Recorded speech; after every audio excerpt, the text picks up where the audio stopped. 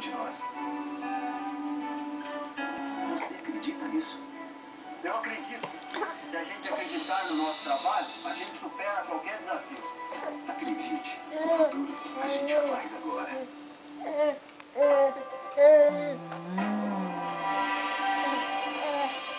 Leia nesta terça na Gazeta do Povo. Passageiro é assassinado durante assalto ao ônibus em Curitiba. Em média, a polícia registra 8 roubos por dia no transporte coletivo da capital.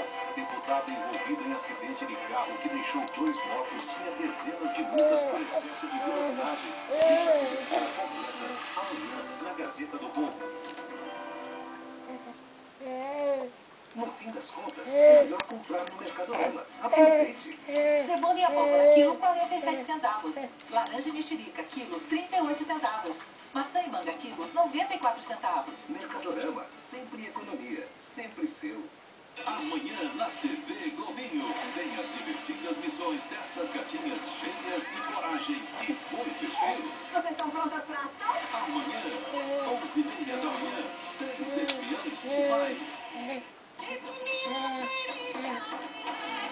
Simplesmente. Oi? Dá pra sentir os dentes. Tá. A tia Silvia.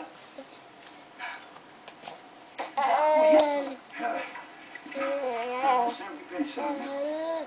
No momento eu acharia surpreendente. Mas com esses dados na mão, meu Deus do céu. Das 2 pessoas mais próximas do Raul agora são 20. Aquela conta no